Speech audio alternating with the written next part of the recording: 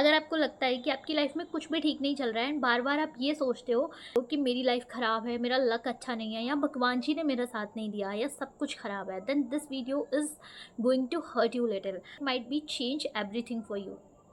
मैं आपसे एक सिंपल सा सवाल पूछती हूँ कि आज आपने एक्चुअल में कितना काम करा?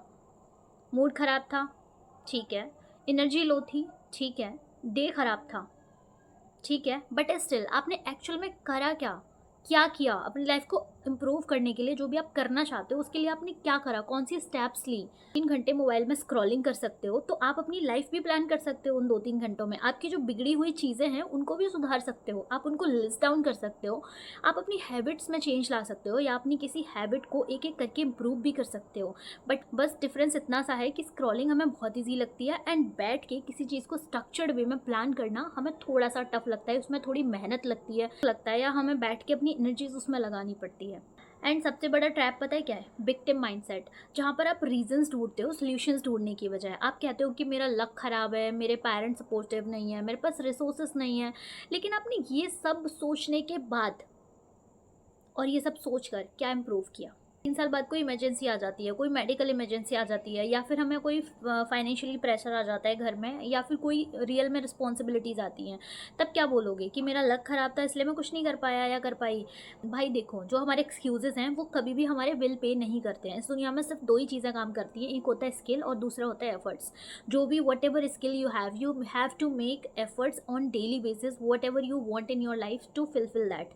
तो सिंपल सी बात है, you have to shift your mentality. And shift कहाँ पर आता है कि आपको ये सोचने में अपना टाइम वेस्ट नहीं करना है कि भाई पास्ट मेरे कंट्रोल में नहीं था, ये हो गया, उसकी वजह से ये हो गया। इसको छोड़ दो, ठीक है, जिसकी वजह से जो हो गया it's okay, just let them happen. अब वो हो गया, यू कांट कंट्रोल दैट, क्योंकि पास्ट की चीज़ों को कभी भी चेंज नहीं कर सकते। And it is perfectly fine when you are saying कि भाई पास्ट में चीज़ें मेरे कंट्रोल में नहीं थी, मेरे को लोगों ने ऐसे बोला, ऐसे करा, मेरी फैमिली सपोर्टिव नहीं थे, मेरे पास रिसोर्सेज नहीं थे। इट्स ओके, जो भी था जस्ट कीप असाइड। नाउ अब आपका जो नेक्स्ट स्टेप है वो हमेशा आपके कंट्रोल में होता है। हमारा जो नेक्स्ट 1 आवर है, हमें क्या करना है वो हमारे कंट्रोल में है। तो हम डूम स्क्रॉलिंग करते रहते हैं क्योंकि हम उस जोन में नहीं जाना चाहते, डिफरेंट सोचना नहीं चाहते, डिफरेंट कन्वर्सेशन खुद के साथ नहीं करना चाहते, इसीलिए हम हर एक दिन हर एक आवर अपना वेस्ट कर रहे हैं। सो क्या करना है? अब आपको लगे कि भाई मेरा रिलेशनशिप ख़राब है, मैं वर्क पे फोकस नहीं कर सकता, भाई आपको करना पड़ेगा। जिन चीज़ों की वजह से हमारी चीज़ें ख़राब हैं, आइदर फाइनेंशियली, आइदर मेंटली, कुछ भी है, तो आपको क्या करना पड़ेगा? अगर आपने 2-3 साल खुद पे काम कर लिया ना, तो वो सारी चीज़ें जिसकी वजह से आपके घर में लड़ाइयाँ होती हैं, जिसकी वजह से आपका रिलेशनशिप ख़राब है, आप उस चीज़ के गैप को फिल कर दो ना। अपने आप पे काम करके आप 1 साल भी अपने आप पे काम करते हैं ना, वो नोटिसेबल होता है। एंड ना लोग आपको आएंगे वापस से एंड रिटर्न करके आपको रिस्पेक्ट भी करेंगे। वो रिटर्न आएंगे, जो पहले जाना चाहते थे ना वो आपकी रिस्पेक्ट करेंगे। आप किसी को कोई जवाब ही मत दो, जो भी चीज़ें उन पे काम। अब प्रैक्टिकल बात, पॉजिटिविटी कोई फीलिंग नहीं है, ये एक सिस्टम है जो कि हमें बनाना पड़ता है। तो आपको क्या करना है कि हर एक दिन एक छोटा सा काम लो, उसको, मतलब कोई भी हो सकता है, इट कैन बी एनीथिंग, कोई छोटा ही काम जो आपकी सबसे बुरी हैबिट है आप उसी को ले लो एंड उसको लो, पर वो कंप्लीट होनी चाहिए। And at the night you have to ask yourself कि जो भी आज आपने काम करा पूरे दिन में, क्या वो आपकी फ्यूचर गोल से अलाइन था या आपके उस चीज़ में कंट्रीब्यूट कर रहा है जो भी आप करना चाहते हो एट द एंड? अगर इसका आंसर यस आता है तो ओवर थिंकिंग वहीं खत्म हो गई ना। आप एग्जीक्यूशन करना स्टार्ट करो, आपकी ओवर थिंकिंग अपने आप ही कम हो जाएगी।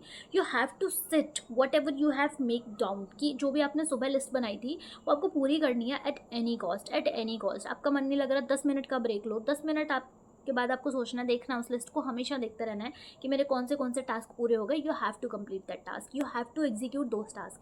तो आपकी ओवर थिंकिंग अपने आप ही खत्म हो जाएगी। ओवर थिंकिंग का सीधा सा मतलब है कि जब आप एग्जीक्यूशन करोगे तो आपकी ओवर थिंकिंग खत्म ही होगी। This is the one rule that you can. काम आप 6 से 8 महीने करते हो, आपको रिजल्ट दिखेगा, आपको डिफरेंसेस दिखेंगे एंड जब आपकी प्रोग्रेस होती है ना तब हमें कॉन्फिडेंस बिल्ड होता है एंड इस तरह से हमारे सारे रिजल्ट हमें दिखने लगते हैं।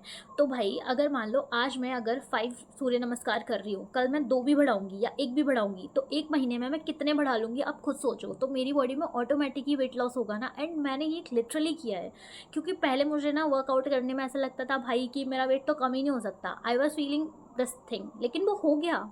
It actually works. This is not about the weight loss, ये किसी भी चीज़ पर हम अप्लाई कर सकते हैं। एंड आप अगर आपने कोई भी काम 6 से 8 महीने कर लिया ना, आपको डिफरेंसेस दिखेंगे, because you are doing something real instead of doom scrolling. Confidence होता है ना, वो किसी चीज़ को करने से आता है, मतलब सोचने से नहीं आता है। ये से होप कभी भी इमेजिनेशन से नहीं आती, प्रोग्रेस से ही आती है। नाउ इमेजिन कि आपको ना भगवान जी मिल जाते हैं एक दिन, एंड आप भगवान जी से बोलते हो कि भगवान जी मुझे ना ये चीज़ दे दो। एंड भगवान जी आपसे पूछते हैं कि भाई मैं तुम्हें ये चीज़ क्यों दे दूँ, जब कोई दूसरा इंसान इस चीज़ को पाने के लिए तुमसे ज़्यादा मेहनत कर रहा है।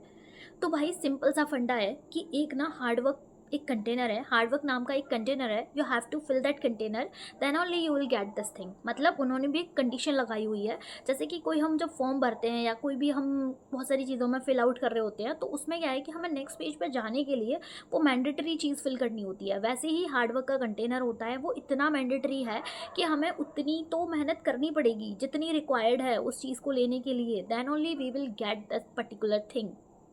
ध्यान रखो इस चीज़ का, तभी भगवान जी भी हमारा साथ देते हैं, तभी भगवान जी भी हमें वो चीज़ देंगे। अगर हम उस चीज़ को पाने के लिए उतनी मेहनत ही नहीं कर रहे हैं, तो भगवान जी उस इंसान को दे देते हैं जिस जो मेहनत कर रहा है रियल में उसके लिए। चॉइस सिंपल है, या तो आप हर रोज़ 0.1% बेटर बनो, या फिर आप सेम लेवल पर ही ऑपरेट कर सकते हो। लाइफ चेंज होने के लिए कभी भी मोटिवेशन नहीं चाहिए होता है, लाइफ चेंज होने के लिए हमेशा हमेशा कंसिस्टेंसी और डायरेक्शंस चाहिए। अगर ये 2 चीज़ों पर आपने काम कर लिया तो आपको रिजल्ट तो मिल ही जाएगा, फिर आपकी लाइफ चेंज होना डेफिनेट है। एंड आपको इस में से इस वीडियो से कुछ भी समझ आया हो तो please apply on your life, do not waste your life, it is very precious. Till then Radhe Radhe, मिलते हैं किसी नेक्स्ट वीडियो में नेक्स्ट टॉपिक के साथ।